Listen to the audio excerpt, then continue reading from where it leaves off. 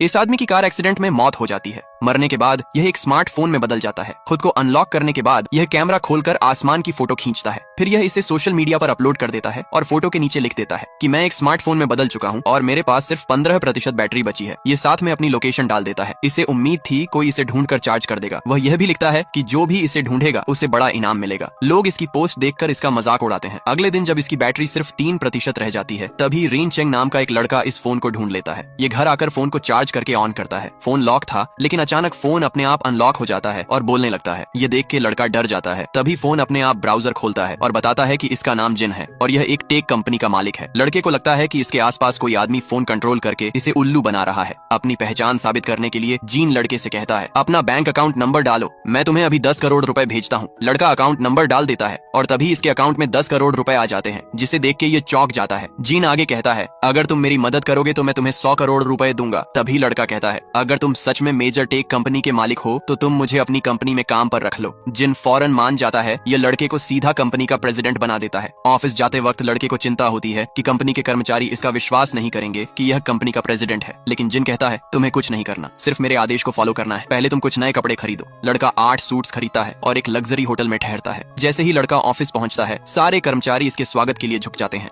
लड़का सबसे पहले खुद को शांत करता है और कर्मचारियों से कहता है, मुझे यह बनावटी दिखावा पसंद नहीं है। तभी एक महिला लड़के को खुद का परिचय देती है कि मैं अंजू आपकी सेक्रेटरी हूँ। प्रेसिडेंट के ऑफिस के बाहर पहुंचकर लड़का खुशी के मारे पागल हो जाता है। अंदर जाते ही लड़का इतना बड़ा ऑफिस देखकर दंग रह जाता है। काम खत्म होने के बाद जिन लड़के को उसे अपने पुराने घर में जाने के लिए कहता है। जिन बस अपनी बेटी को देखना चाहता था। जैसे ही लड़का यहाँ से जाने लगता है, तभी घर का नौकर बाहर आता है और घबराते हुए कार भगाकर ले जाता है। जिन लड़के को नौकर का पीछा करने के लिए कहता है। इसे लगता है एक्सीडेंट के पीछे नौकर का हाथ हो सकता है। तभी नौकर एक कैफे में जाता है। लड़का नौकर के पास जाने लगता है, लेकिन जिस आदमी से नौकर मिलने आया था उसे देख के लड़के के होश उड़ जाते हैं। ये परिवार खुशी खुशी फोटो खिंचवा रहा था। वहीं इनका गोद लिया बेटा चुपचाप सीढ़ियों पर बैठकर इन्हें देख रहा था। तभी माँ का ध्यान इसकी तरफ जाता है और ये इसे अपने पास बुलाती है, क्योंकि ये भी इसे अपनी फैमिली फोटो में देखना चाहती थी। ये लड़का 16 साल का था, लेकिन इसका दिमाग एक छोटे बच्चे जैसा था। जब यह सिर्फ 4 साल का था, तब कुछ अपराधी इसकी माँ को मार देते हैं। उसके बाद कई परिवार ने इसे गोद लिया, पर किसी ने भी इसे प्यार नहीं दिया। जब इसे भूख लगती थी तो यह कूड़े से खाना उठा लेता था, और जब इसे नींद आती थी तो यह किसी शरणालय में जाकर सो जाता था। एक दिन एक कपल लड़के के पास से गुजर रहा था। तभी यह लड़के को देखते हैं और इससे पूछते हैं कि तुम कहाँ जा रहे हो। तभी लड़का कहता है, मैं